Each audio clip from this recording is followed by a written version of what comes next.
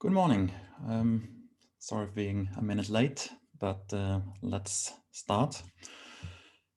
Just have to start the screen sharing.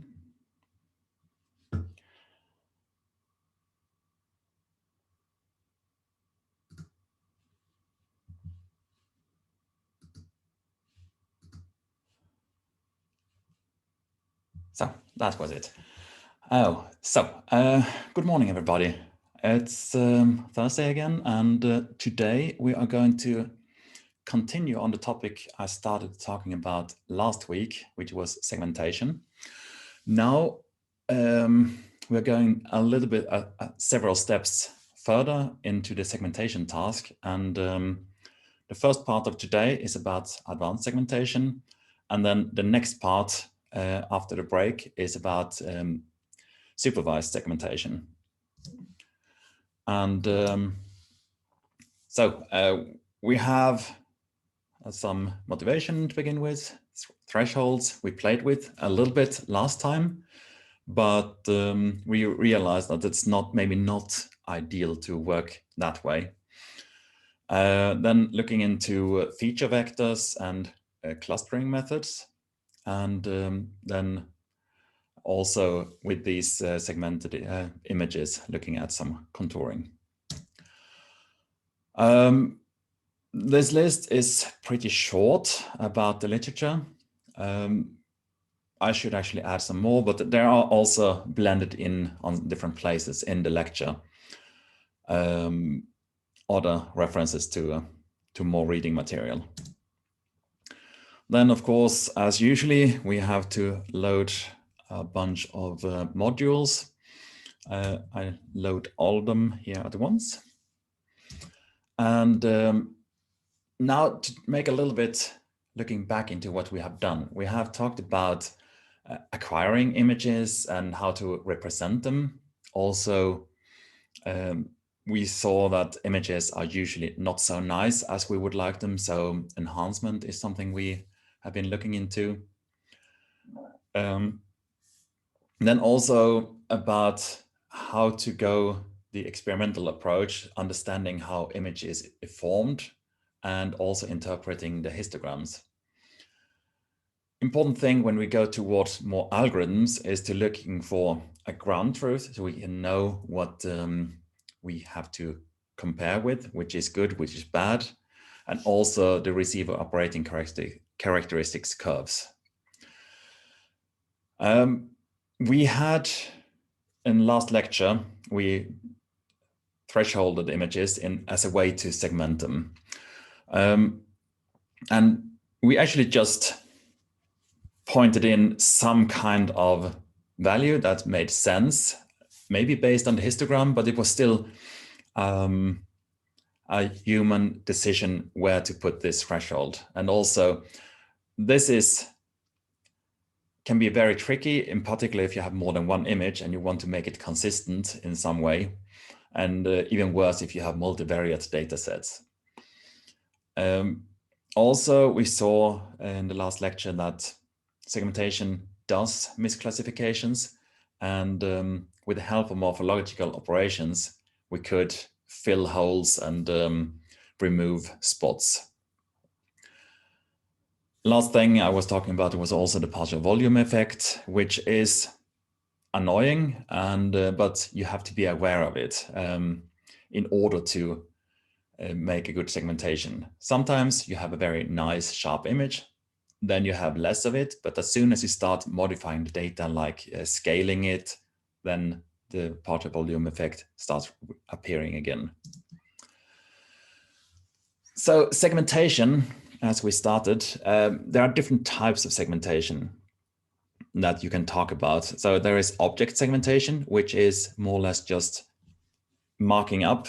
Here is this kind of object, like the tough guys you see on this picture to the left. The other one is to segment and say, these pixels belong to something. In this case, all these pictures are persons. So it's one class, it's person or not person. The next way of doing segmentation is instance segmentation. And then we actually identify this region belongs to person 1, this belongs to person 2, and so on.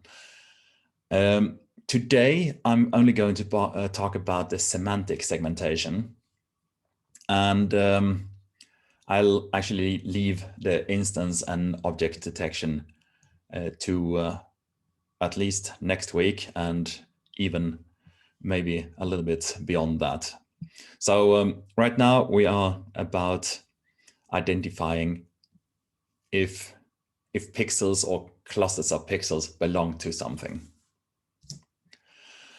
And segmentation is usually a very tricky task, as you already have seen on the different examples I showed last time.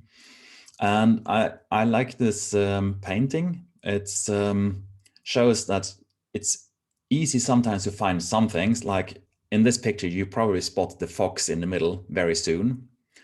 But have you noticed that there are actually 2 Indians riding their ponies also to the left and right? And this is actually a problem that you have when you start doing segmentation. If data is obscured by something, or even it's hidden in noise and so on. So now is the question how to approach that and actually get the information you are looking for. And typical image features that makes life harder are, first of all, the artifacts. So here I show quite some ring artifacts. And well, they actually introduce an effect of noise. And looking at the histogram, well, you could in principle put a threshold about this place. But well, you would have a lot of misclassifications, as you can see here. Actually, all these images I have segmented to the level of 120. And you see also the effect that in this case, you see still a lot of artifacts. You see in this one, you have a very low signal to noise ratio. With the eye, you can actually say, okay, here it is, but it's not sure. This case, we would probably run a pretty heavy filter to remove the noise, or at least reduce it. And with that, we would increase the capability to detect the right things. Another thing which is also very tricky is if you have gradients in your image. And that gives you a trend. And it's very difficult to set a global threshold on this kind of image. Because as you can see here, the outer border is on a high level, as high level as the objects in the middle. And when you set a threshold, like here at 120 again, you see that you get, of course, the items you want to see, but you also get the surroundings here, and those you're not interested in. And I just had a problem with a student last week, and she made an X-ray, she got beam hardening, and she wanted to find faults in a 3D printed piece of steel. And in the end, she got a ring of objects just matching the beam hardening. So it wasn't that easy or trivial to do this segmentation. So that's actually a real life thing that happens. So now we're actually playing with different filters to improve the quality, because the steel introduces a lot of beam hardening. So we had to pre-filter the beam. Other one is a combination of noise and unsharpness. So your imaging system doesn't really, is not capable of resolving your edges very nicely. And well, in this case, you have a histogram where you can put a threshold, relatively good, but you see also that there is a bridge here, which is pretty high. Oops, sorry. Oh, there it was. And you can see this bridge here. between the two modes of the histogram, that one actually corresponds to the unsharpness in the image. And if you have a good image, you would a very sharp image, your histogram would really go down to 0 and give you a nice place to separate the two classes. In this case, we have a band here of uncertainty, and this is what you can see over in this area here. Along the edge, you have a lot of fuzzy misclassifications. In the beginning, there are many on the right side, and then towards, when you go outwards, you see that there are less and less. And again, this is something you can improve a little bit with help of filters. But another thing that you can see is also that even though you in this region here can see that there is some kind of separation between the objects, it's not really clear anymore. And that means these two objects, they actually merged into one single object. And that can also be inconvenient if you want to count, for example, items in an image. And all of a sudden, many of these items, they build up into some weird cluster that doesn't make sense for your further analysis. So these are the cases that you have to look out for when you start segmenting. The thing about the gradient and inconsistent illumination, here we have some cell images, and you can see that they are really very differently illuminated.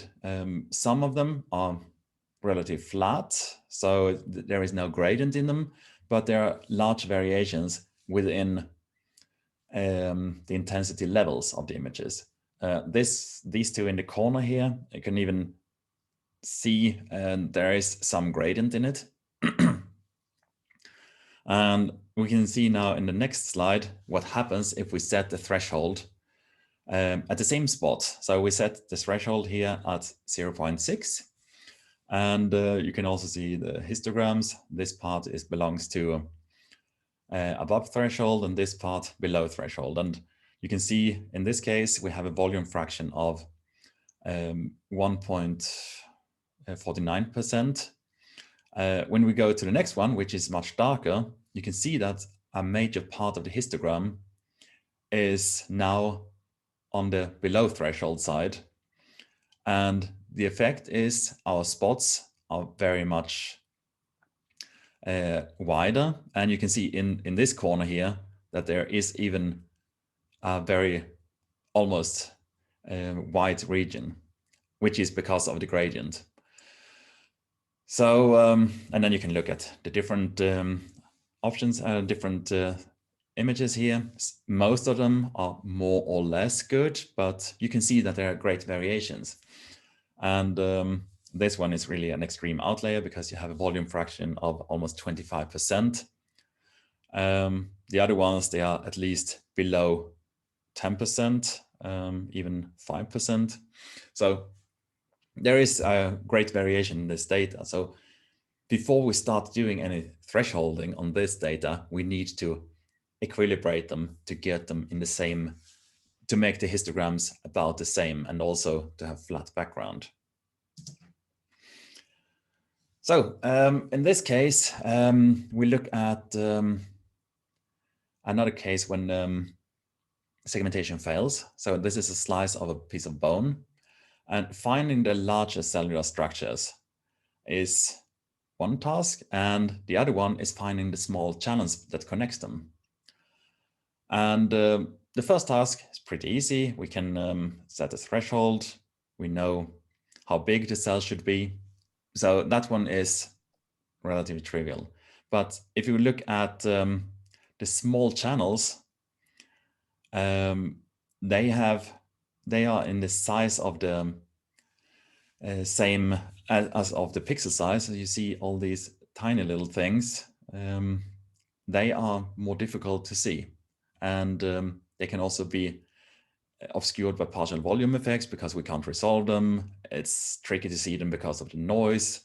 So if you have a very small thing, let's see, you would expect it to be a very deep well, but if you would have low resolution or you can't resolve them, then it may be just something like this. And then you don't have very much of gray levels here to play with to set your threshold. And then you have, on top of that, you have some noise and you are lost, essentially. So that is a much trickier task to handle. Another one is segmenting the brain cortex.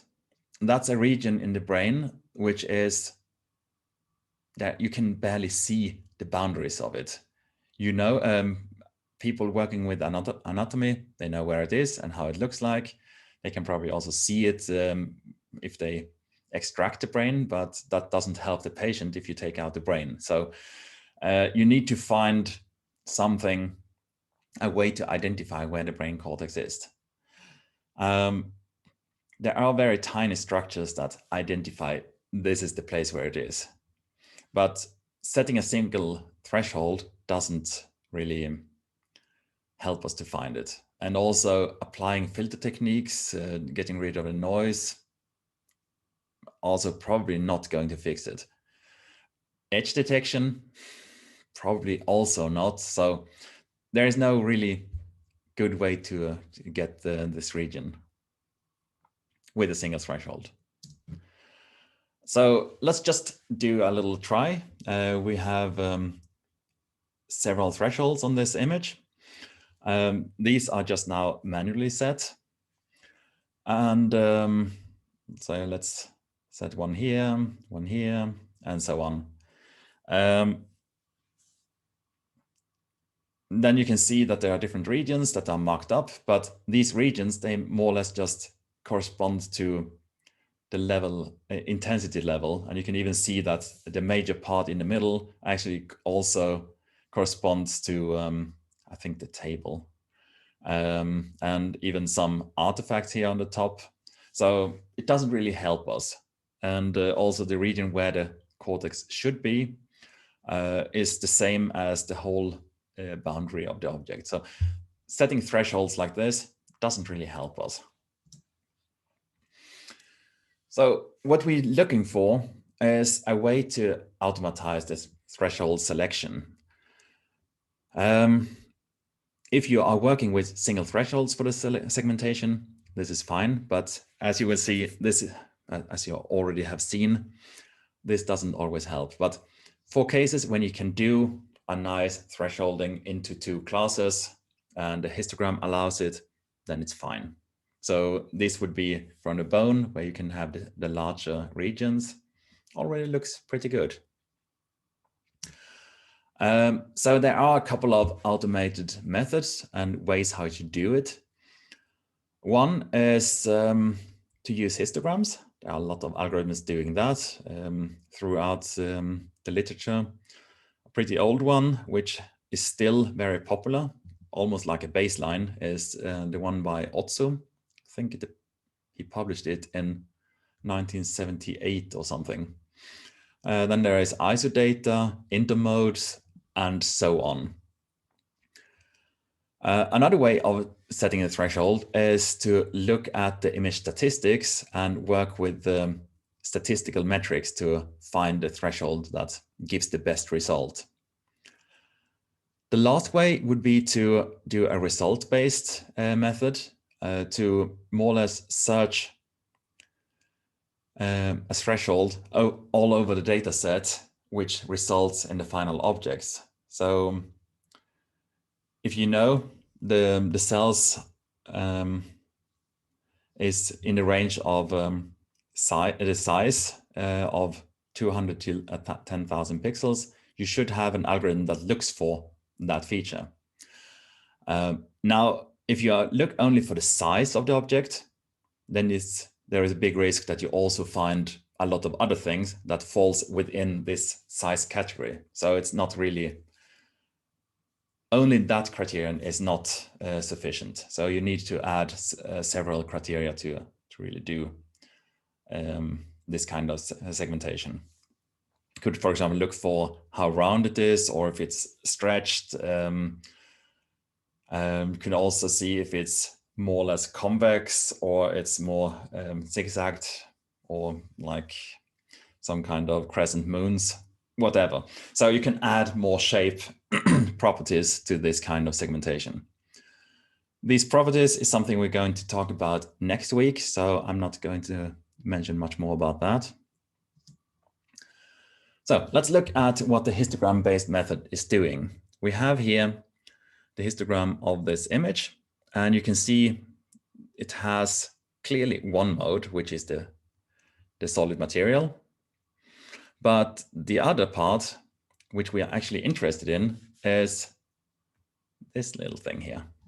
Now, thanks to data clipping, we don't see the whole peak, but I would expect it to actually continue like this. Because all these values are clipped towards 0. Now we want to set a threshold to find where we have the different features, and a natural place would probably be somewhere around here. Maybe. Let's see what happens. So the methods that we can work with are, for example, there are many more, but these are some examples. Intermodes, which means that if you have a histogram, it actually requires that you have a histogram with two nice modes. Then you say that you have the peak of them. Then you measure the distance between and take the halfway distance. And then you have the intermode threshold. Kind of makes sense.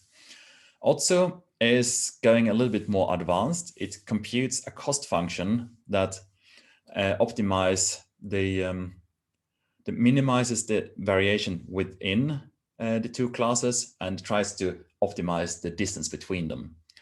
So for Otso, that gives a cost function that if you have the histogram, the cost function looks something like this, and then you take the maximum of that cost function, and then you have your threshold. It's a pretty quick method too. Isodata is an iterative method where you start with a basic threshold, maximum and the average value between maximum and minimum value in the image. And then you iterate until a threshold is actually converges to some value. And iterations is that you set the pixels for background and the pixels for the foreground, computing the average of those, and then you compute the average of those two averages.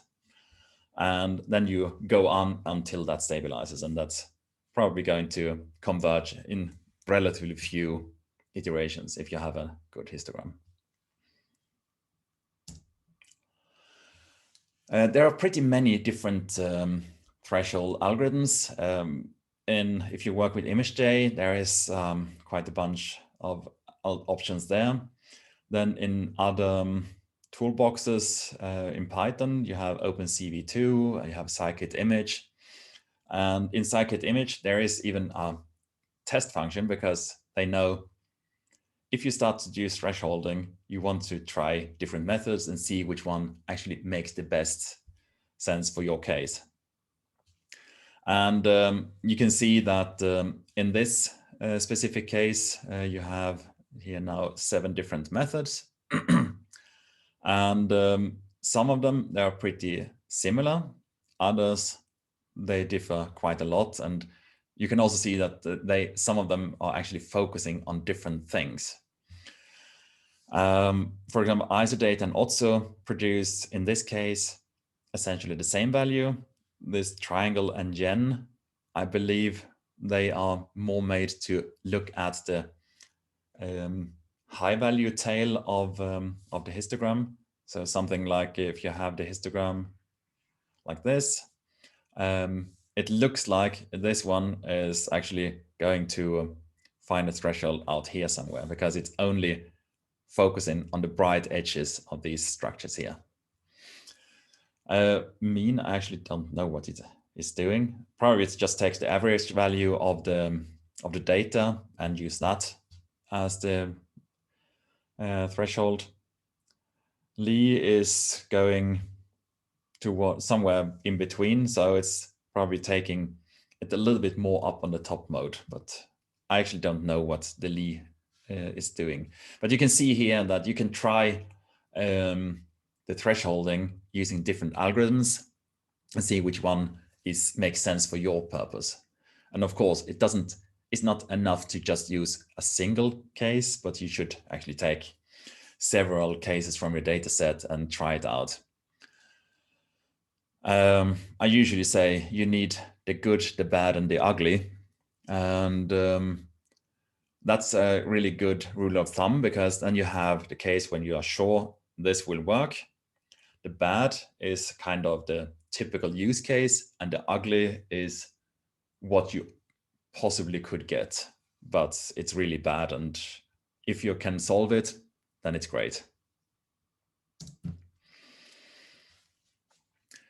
So there are, of course, problems with these methods. The general problem is that if you do just a single thresholding case, then you may not be able to handle the. Just a moment. I have a. Okay, no, that was something else. That was. Okay. So with the histogram based, a big problem is you need to have a very nice histogram with distinct modes, because otherwise it's the overlap between the classes doesn't really help us.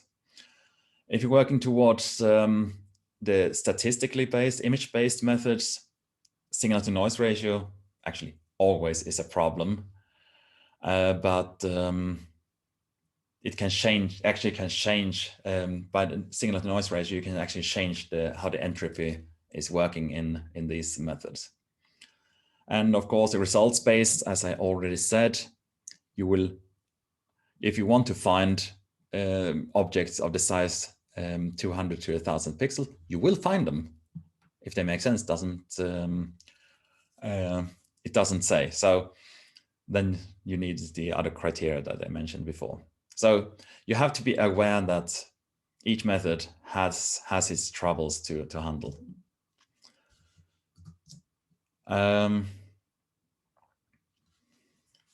So what you can do is try to simulate. So actually doing a test run with a lot of images. So you could simulate. You could also so in principle, doing what I called the smoke test before, that you really go through different noise levels, different image characteristics, and see how well it keeps. And then you have to have some kind of statistical criteria. Do I get it or not?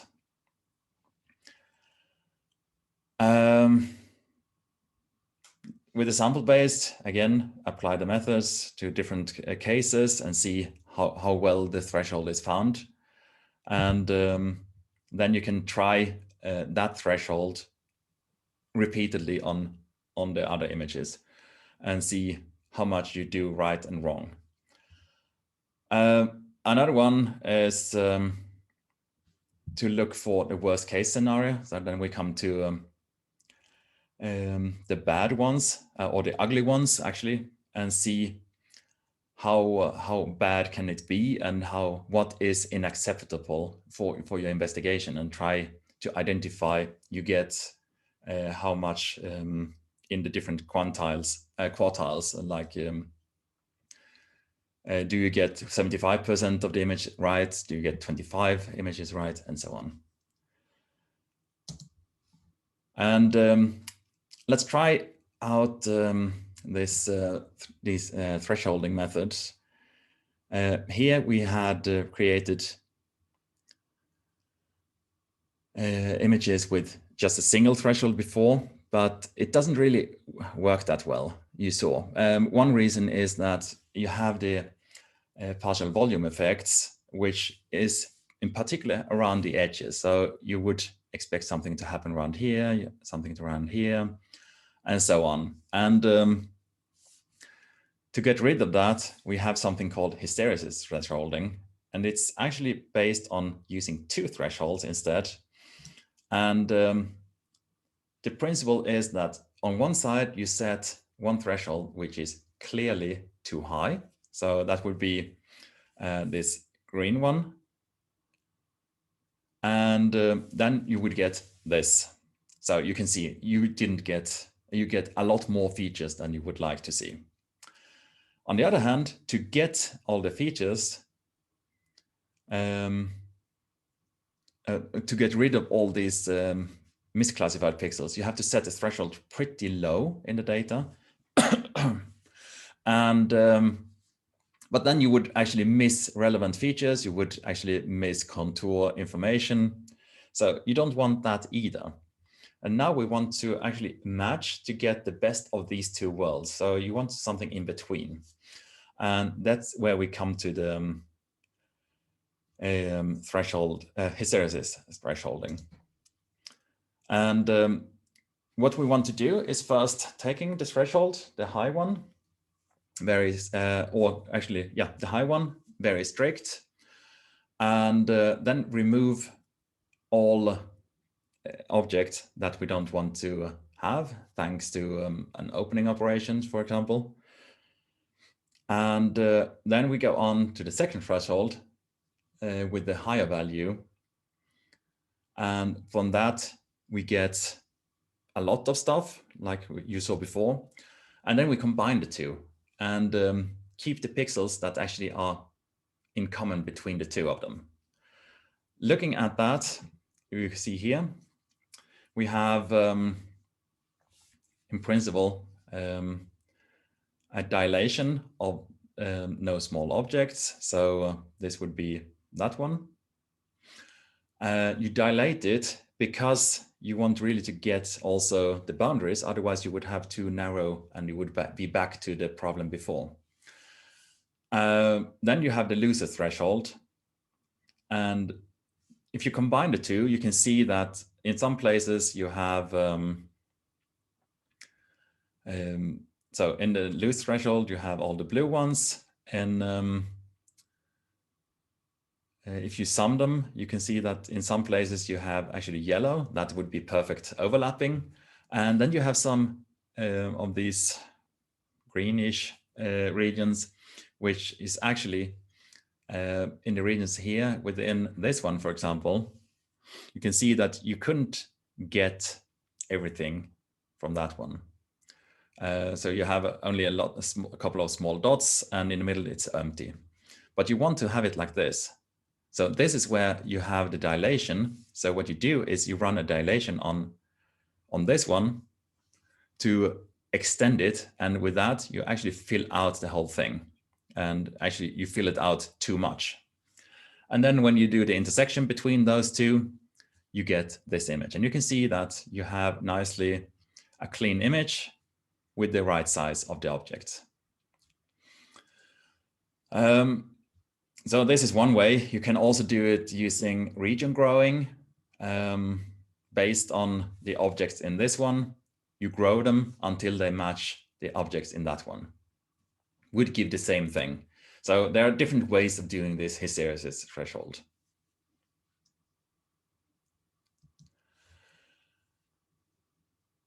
But then, of course, we have thresholding on more complicated images.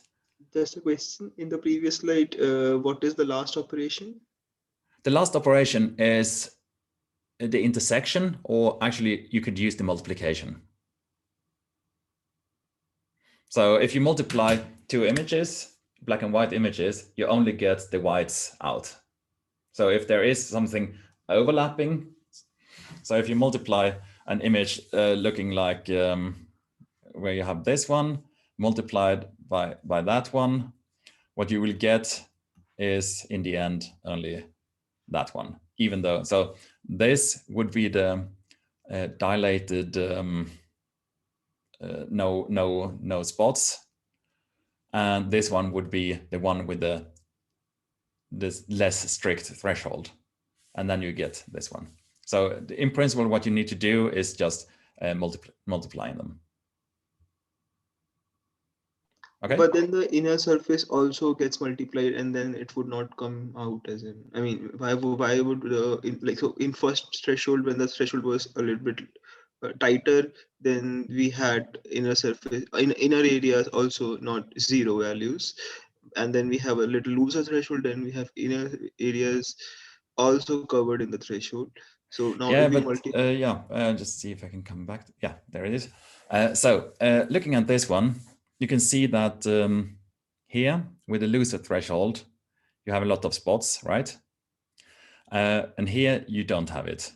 So all the black here will not be taken from that one. And only when they overlap, you will get that information. And by having this dilation operation, you actually grow these, that they are, oops, sorry, I need to get the right pen somehow. Pen, give me. Oh no, no, I don't get the pen anymore. Oh, okay.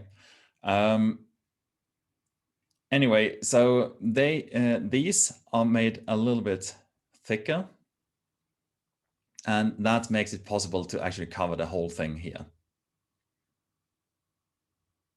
Okay. I'm asking about from 4 to 5. What happens between those? So actually in this one, this is just a kind of intermediate to show how good or bad they are overlapping. So what this operation here is actually done, let's see if I can get the pen running again.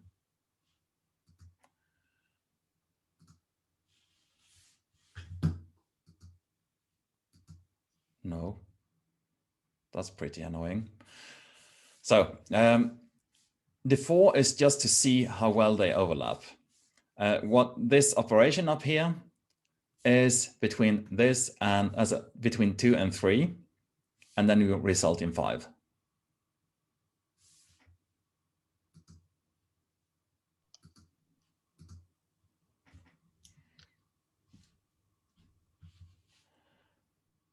Yeah, that's fine. Okay. Okay.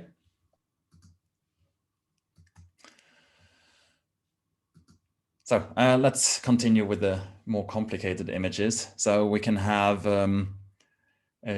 images where every pixel is more than just a single value, but we have rather vectors. You can have, for example, color images where you have typically the RGB channels for each pixel. You can also have MRI images that produces different contrast depending on how you run the MRI system. You can also do spectral imaging. Diffraction techniques produces also diffraction patterns or strain maps. So that means these thresholding techniques, they are more difficult to use.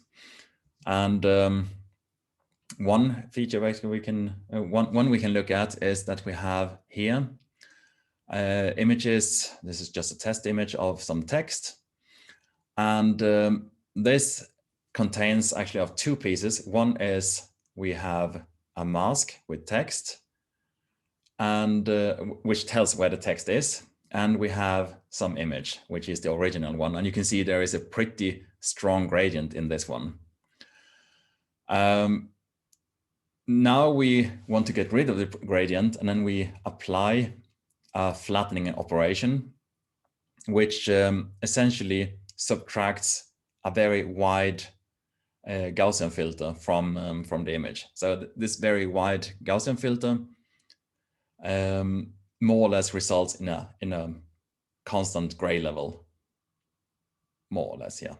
And that you can subtract from the image. And the median filter in this just text operation is just to remove the noise.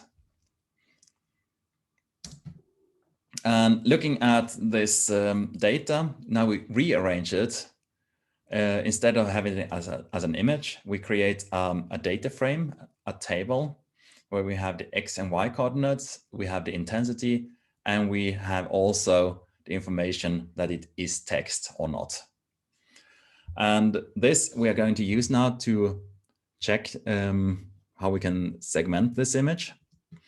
And first of all, we want to look at the two features. We have intensity versus is text. So we separate the two of them. And you can see that the histograms are very much overlapping in the original image. And that makes it very hard to do a decent segmentation of it. So I would probably set the threshold on this spot here and hope for the best, more or less. Will not be good. But still, if you do a test with the Rrc curve, what does this look like? Actually, not too bad. It actually goes pretty far away from just random guessing. But we would really like to have it more towards the corner. And you can see that there is, to get about 80% of true positives, you would get also at the same time about 30%, a little bit less than 30% false positives. So it's really not so good. So what we need to do is to improve this method, and then from that we can use this difference of Gaussians filter, which is essentially a way to flatten the image. Before I used a median filter, but in this case it's actually two Gaussians that are applied to the image. And here we have one Gaussian, which is relatively small. That one is used to remove the noise. And the other one is the very wide one, which is about for removing the background. And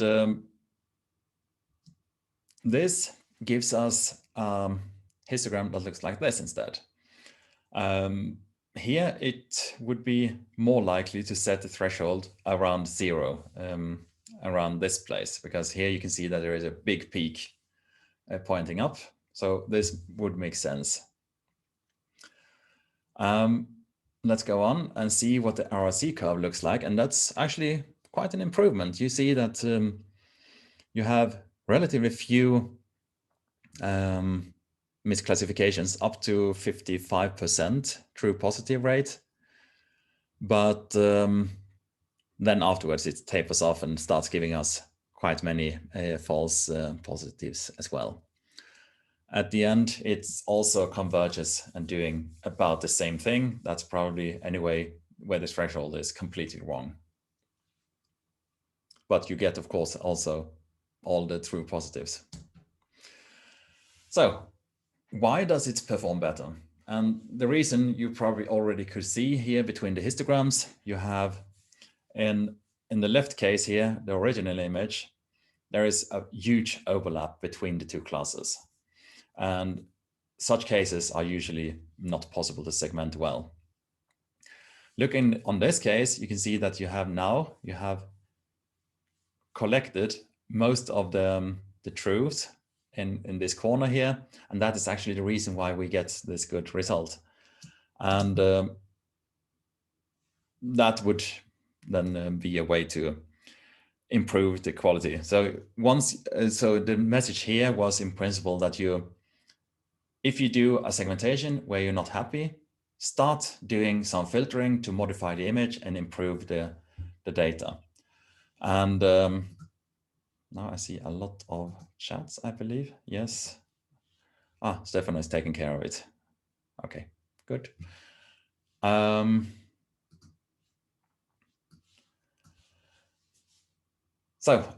Next thing is now we leave the thresholding techniques and going over to clustering and classification. And this is an unsupervised method, meaning you just tell the algorithm, give me something.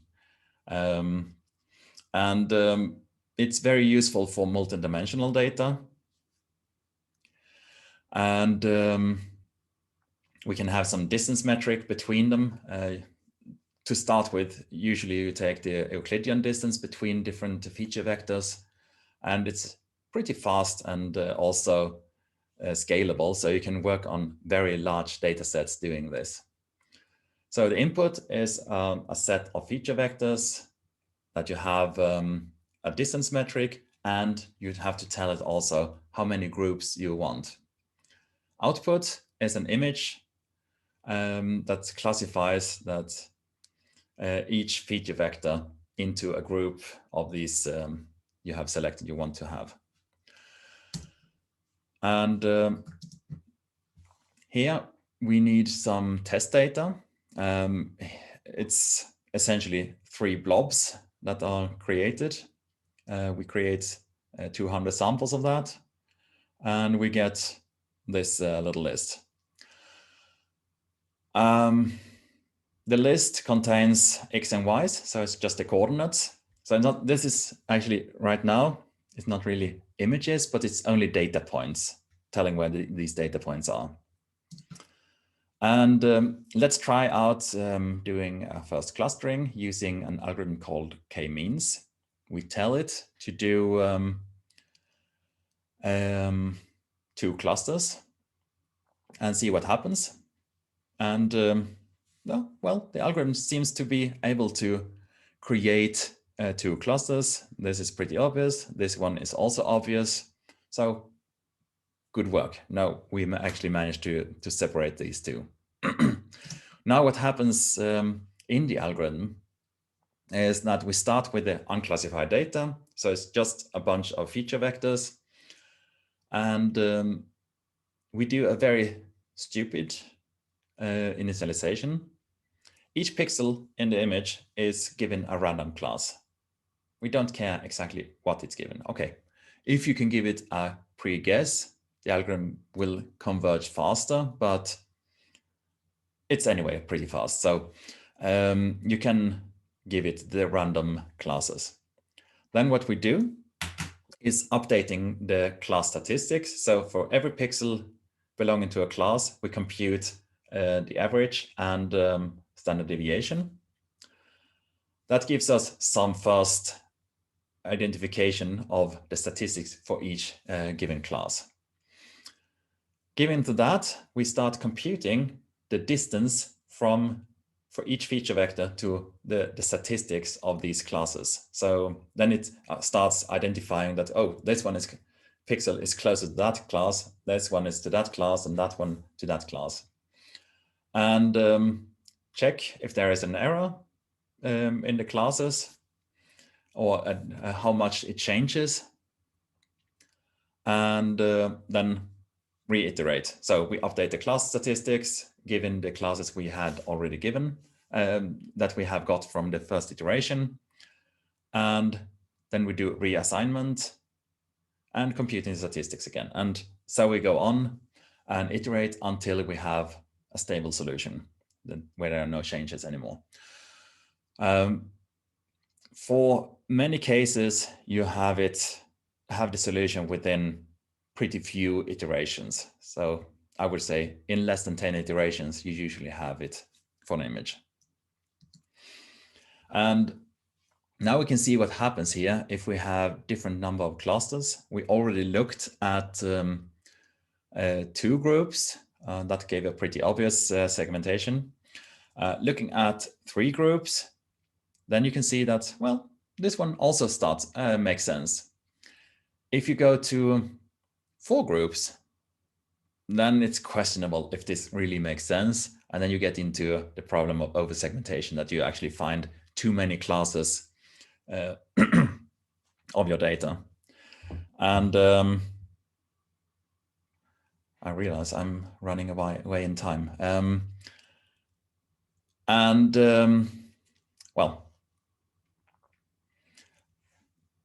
the reason, and what you get is actually always the number of classes you ask for, and then afterwards you actually have to decide if this makes sense or not.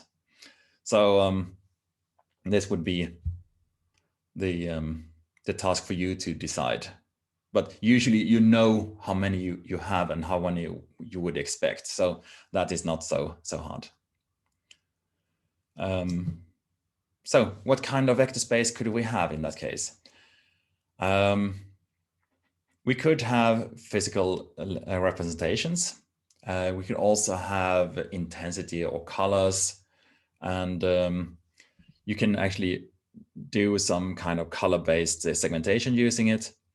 But it could also be orientation, shapes, full spectra. For example, in neutron imaging, we are doing spectral imaging to identify material properties, and you can, thanks to k-means, you can actually even bring up maps where you have different crystalline structures in the material using these spectra. What you can add, k-means as such, doesn't care much about positions. So it's actually position independent. So if you want to add position information, you have to add additional vectors. So looking at this brain image again, you can produce x coordinates, y coordinates. You can also do a weighted neighborhood. So that would be a Gauss filter, for example. You can look at edges, horizontal edges, vertical edges, and so on. So that kind of spatial information you can add as vectors to these features. And let's start first with the cortex image, doing just plain and simple. Actually, I think, yeah, let's finish this one and then go on to after the break. So here we can do different segmentations. The first one going on the intensity and see what happens.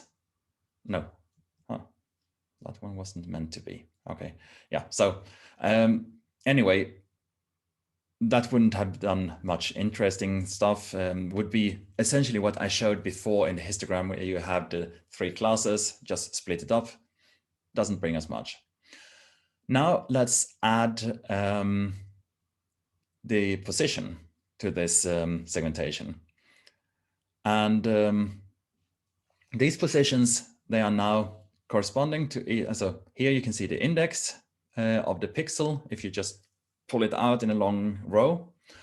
And here you can see the corresponding pixel positions and the intensity of it. And then afterwards, after the segmentation, you can see here which groups you got. But this didn't give us a good result. You can see it's just give us a nice quadrant board, and you can't see the image in that segmentation. Something went wrong. So what we can do instead is, if you look at the amplitude of the positions in the previous one, they were much too high. In particular, if you look at, compare it to the intensity. So here you could now scale the positions with, for example, factor 10. And then you get values which is in same order of magnitude. And the segmentation starts doing something that could make sense. It's still not ideal. You have something that could be in the region of the cortex, but still, it's still kind of elevated. Split up in position regions anyway. Actually, in the lecture notes, if you look at them, I have a case also where I scale it by 5, and that one gave a little bit better result. So when we can use clustering on images, so we can use it on single images, as you saw here in this example. You can use it if you have bimodal data. I just saw a question here. Why is the table not sorted? I just picked out random numbers. So I just took a random sample and I didn't care to sort it. So it was just to get a spread. Otherwise, if I just took the first 10, they wouldn't be, they would only be represented in one class. So that's why. So we can do also bimodal data. If you have different modalities in medical imaging, you would probably talk about ultrasound and MRI combined with X-rays, things like that. In neutron imaging, which I'm working in with, we have the option to simultaneously also acquire X-ray data. So we have neutron and X-ray responses from the images. Then you can have the hyperspectral data, and the link that you can follow here is a different lecture I gave on segmentation and machine learning, where you can see an example using machine learning for doing this Bragg edge segmentation. So if you want to look at that, you can take a look. And I go on. Yeah, I do the quad trees too, and all the last pieces too, and then we take a break. So quad trees is a different way of segmenting, and it's based on trying to create regions which are more or less constant. The constant criterion you can define as you like. One example, the example that I produced in the next slide, I used MATLAB, and MATLAB uses min-max intensities shouldn't be more than, say, 10 gray levels. If it's more than 10 gray levels, we would do a split. So this image has clearly beyond the criterion. So we do just a split into 4 blocks. Then we look at the next image, this one. In this area, it's constant. In this area, you have the variation still, so you split it. This one, you also have some variations, so you split that one too, as with this one. Then we go on to the next level. This one is still unchanged, so we don't touch it. This one, we actually have to split all blocks again. And in this one, you can see that these blocks don't change anymore, so we don't touch them. These, however, will still be split. And so it goes on and on iteratively until you have either no more splits or that the splits produce 2 small regions. So you have that as 2 criteria. One is how big variation you have in the image, and the other one, how small blocks do you really want. And looking at this grasshopper, which more looks like an alien, but it is actually a grasshopper, you can see how the quad tree is splitting this image. And you can see some regions here, they are pretty large, while along the edges, which naturally comes because the edges are very detailed, you have very small regions. This can then be used to merge the image into different classes. You can compute the statistics for each one and say these regions, they belong to the background, for example. Then you would get the whole background as one big region afterwards. So the first step is decomposing it, and then afterwards merge blocks which have the same statistics. This can be pulled into something called superpixels, which is kind of the development of the quad tree. So you are actually now going to identify regions. They don't have to be perfect squares anymore, but only that they have the same statistics. And then you have to split them down, or you can split them down into smaller and smaller pixels depending on what you are looking for. So in in this large pixel case, the clouds, they are too homogeneous for the algorithm to detect. While here in the small pixels, you can see that there is the cloud front is nicely identified. And that can be used in an example with rock clay, some kind of rock. And here you have the image. Just setting thresholds like this, you would get clearly some regions, but you can also see that there is a lot of strange classifications you don't really know. And sometimes you're not really interested in all these small details. So if you run now this super pixel algorithm on it, you see that the superpixels are created. They are here in this one, they are just indexed. And you can also see the boundaries of them. And you see they pretty much correspond to the objects. Sometimes you would probably prefer to have it a little bit differently, like here, you missed actually the edges. But that is something you have to decide when you decide the size of the pixels. And